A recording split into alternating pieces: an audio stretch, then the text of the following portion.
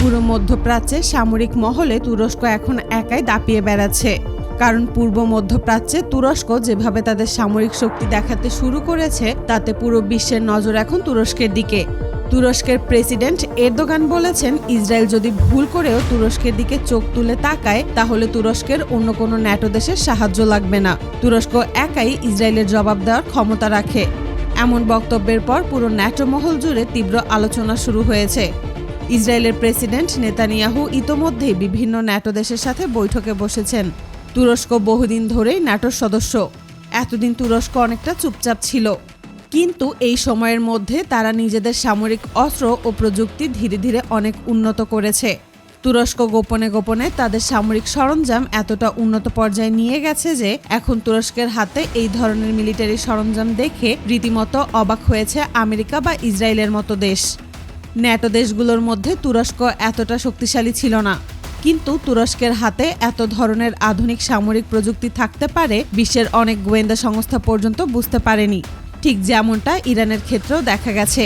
ইরানের কাছে এত ধরনের আধুনিক অস্ত্র ও মিসাইল ব্যবস্থা রয়েছে, সেটাও একসময় ইসরায়েল, আমেরিকা কিংবা বিশ্বের টপ ক্লাস গোয়েন্দা সংস্থাগুলোর আলোচনায় কখনো ছিল না। তেমনভাবেই তুরস্ক এখন একের পর এক এমন সামরিক সক্ষমতার সামনে আনছে যেগুলো আগে মধ্যপ্রাচ্যের কোনো দেশের হাতে দেখা যায়নি। এদিকে তুরস্কের এই সামরিক শক্তির সামনে আসার পর ইসরায়েল সরাসরি কোনো বক্তব্য দিচ্ছে না। আমেরিকার দিক থেকেও এই বিষয় নিয়ে তেমন কোনো বড় বক্তব্য দেখা যাচ্ছে না। এমনকি ন্যাটোর অন্যান্য দেশগুলোর মধ্যেও এক ধরনের নীরবতা দেখা যাচ্ছে। অনেক প্রতিবেদনে বলা হয়েছে, তুরস্ক ইরানের মতোই তাদের মাটির নিচে থাকা বিশেষ বাংকারে বহু বছর ধরে সামরিক সক্ষমতা নিয়ে কাজ করছে। এমনকি তুরস্ক তাদের বিভিন্ন ধরনের কমান্ডো ইউনিটকেও প্রকাশ্যে আনতে দেখা গেছে। ইতোমধ্যেই দেশের মধ্যে চলা বিভিন্ন সামরিক মহড়াতে তাদেরকে দেখা গেছে। বিগত কয়েক মাস ধরেই ইরানের সাথে চলমান উত্তেজনার মধ্যে ইসরায়েলের কাছে থাকা F-35 যুদ্ধবিমানের দাপট দেখা গিয়েছে। তবে তুরস্ক এই দাপটকে যেন পাত্তাই দিচ্ছে না। এর মধ্যে সবচেয়ে বেশি আলোচনায় রয়েছে তুরস্কের কান যুদ্ধবিমান। বিভিন্ন প্রতিবেদনে বলা হয়েছে, তুরস্ক তাদের এই যুদ্ধবিমান তৈরি করেছে মূলত আমেরিকার F-35 যুদ্ধবিমানের প্রতিপক্ষ হিসেবে। শুধু তাই নয়, ইসরায়েলের কাছে রয়েছে আয়রন ডোম এয়ার ডিফেন্স সিস্টেম, আর তুরস্ক তাদের নিজস্ব স্টিল ডোম এয়ার ডিফেন্স ব্যবস্থা তৈরি করেছে। সহজভাবে বললে, স্টিল ডোম হচ্ছে এমন একটি বড় প্রতিরক্ষা ব্যবস্থা যেখানে রাডার, সেন্সর এবং বিভিন্ন এয়ার ডিফেন্স সিস্টেম একসঙ্গে কাজ করবে। এর মধ্যে তুরস্কের হাইসার, সাইপার এর মতো বিভিন্ন আকাশ প্রতিরক্ষা ব্যবস্থা রয়েছে।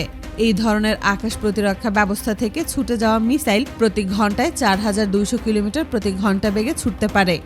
বলা হয়ে থাকে, মধ্যপ্রাচ্যে ইরানের পর যদি কোনো দেশ ড্রোন টেকনোলজিতে উন্নত থাকে, তাহলে সেই দেশ হলো তুরস্ক। তুরস্কের ড্রোন পুরো বিশ্বব্যাপী পরিচিত। তাদের কাছে এমন সব উন্নত সিরিজের ড্রোন রয়েছে যেগুলো বিশ্বের উন্নত দেশের কাছেও দেখতে পাওয়া যায় না। তাদের কাছে নজরদারি ড্রোন, কামিকাজি সিরিজের ড্রোন, এমনকি দীর্ঘপাল্লার ড্রোন পর্যন্ত রয়েছে। তুরস্ক পৃথিবীর অন্যতম ড্রোন উৎপাদনকারী দেশ, তাই তাদের কাছে কি পরিমাণ সামরিক ড্রোন রয়েছে তার সংখ্যা তুরস্ক কখনো প্রকাশ করে না। শুধু আকাশ প্রতিরক্ষাই নয়, তুরস্কের কাছে রয়েছে অত্যাধুনিক টাইফুন ব্যালিস্টিক মিসাইল। ধারণা করা হয় তুরস্কের কাছে এর থেকেও উন্নত সিরিজের মিসাইল থাকতে পারে। এরদোগানও তুরস্কের সামরিক সক্ষমতা বাড়ানোর ব্যাপারে কোনো ছাড় দিচ্ছেন না। তুরস্ক আকাশ, সমুদ্র এবং মাটিতে 3 দিক থেকেই নিজেদের সামরিক শক্তি বাড়িয়ে যাচ্ছে। ব্ল্যাক সি এবং তুরস্কের আশেপাশের সমুদ্র এলাকাতেও তারা নিজেদের সামরিক সক্ষমতা দেখিয়ে যাচ্ছে। এরদোগান ইসরায়েলকে নিয়ে কঠোর অবস্থানের কথা বলে আসছেন। তবে এই বিষয়ে ইসরায়েলের পক্ষ থেকে সরাসরি কোনো বড় বিবৃতি এখনো সামনে আসেনি। আমেরিকার পক্ষ থেকে এই বিষয় নিয়ে তেমন কোনো স্পষ্ট বক্তব্য দেখা যাচ্ছে না। আর এ কারণেই পুরো মধ্যপ্রাচ্যের নজর এখন তুরস্কের দিকে। কারণ তুরস্ক প্রতিদিনই তাদের নতুন নতুন সামরিক সক্ষমতা সামনে নিয়ে আসছে। আর এই সক্ষমতা কতটা শক্তিশালী হয়ে উঠেছে সেটাই এখন পুরো মধ্যপ্রাচ্যের সামরিক মহলে সবচেয়ে বড় আলোচনার বিষয়।